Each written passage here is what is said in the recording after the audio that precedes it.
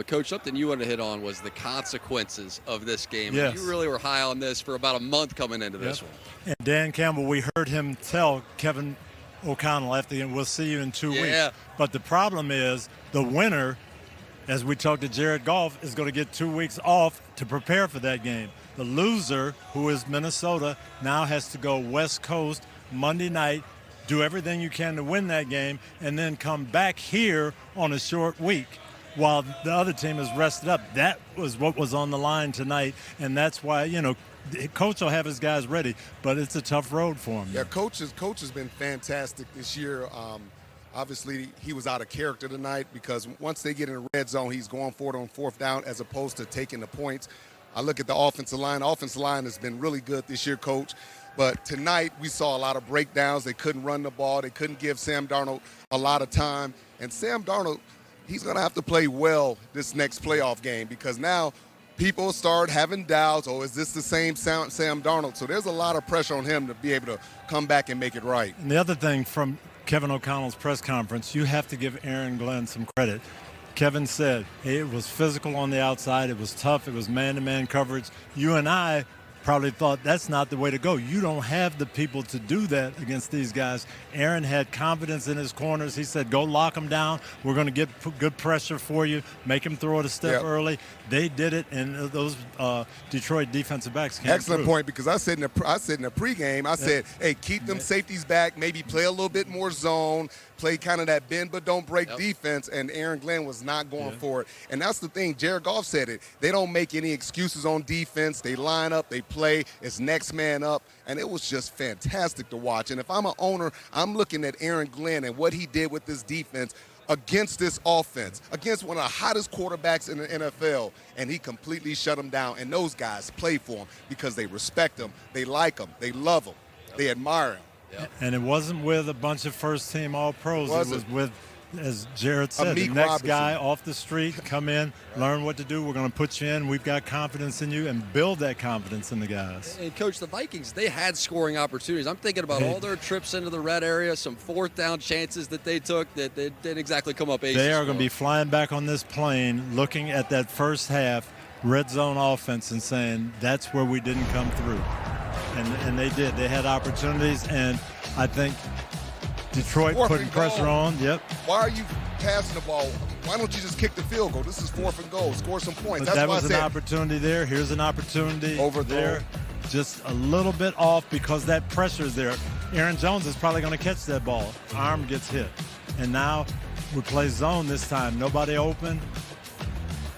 A lot of points left on the table in the first half. And the Lions, you guys were saying coming into this game, be who you are. The Lions, we know they go for it on fourth down, the highest rate in the NFL.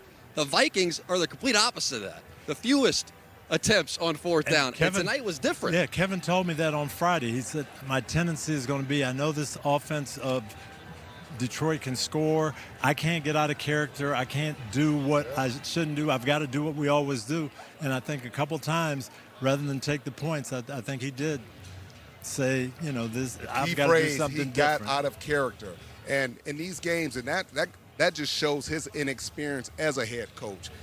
He's done a great job these first few years, but at the end of the day, you have to take those points. You're on the road in a playoff atmosphere against a very good team. You got to take those points when you're in the red zone. What would you say to Sam Darnold after this game tonight? What's the coaching point for him? Coaching point would be, we're going to protect you a little bit better. We got to shore things up front. You're the same guy that took us through 17 games. We got to go out and play aggressively against the Rams, and you got to have a great game. And if I'm on defense, I'm saying, Sam, don't worry about it. We'll get it together on defense. We're going to force a few more turnovers and get you the ball. But the main thing is sticking together, not pointing fingers, and continuing to believe that this team is very good. That's it. Well, Coach, you mentioned this little conversation between both head coaches after the game. I want to listen into this real quick because as Campbell and O'Connell were addressing each other, here's how it went down. Let's hear this. Good job, great. I'll see you in 2 weeks.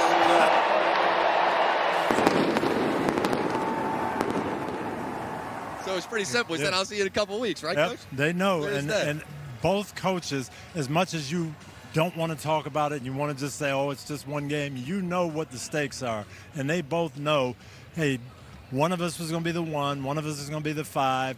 that other team is going to go win their road game, and then we're going to see them again. And you hope it's your team at home, but it's going to be back here in Detroit. I heard some Lions saying on TV, "Oh, it's just another game," and then that's when I asked you, Coach. I said, "How can it be just another game? How could you even view it as just another game?" But that's basically player speak. Yeah. We go to all these different cities and we see all these different football stadiums. There is something really unique happening in Detroit, and they need to capitalize. They need to get themselves one of these rinks because these windows don't last forever. But this window is here right now, and it remains open even with all those players they've lost. No, they are. I saw when we came here, the opening game, and we saw all the signs in the Detroit area, grit.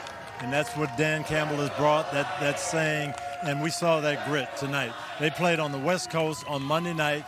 They had injuries. They had another cornerback injured. We're going to still lock them down, do what we do. No excuses. Let's go. That reminded me of Coach Belichick. That's something that Coach Belichick would say. Hey, we're going out here. We don't care what our record is. We don't care if we're 16-0. We don't care if we're 1-15. You're going to go out here and play as hard as you can. And that's something that resonates with the team. If you become more mentally tough, not just physically tough, but mentally and emotionally tough. And I think that's what you see. You saw right in front of our eyes Jared Goff growing up, becoming a better, stronger version. Hi, I'm Mike Tirico, and thanks for watching. Make sure to hit subscribe for the latest news and highlights from NBC Sports.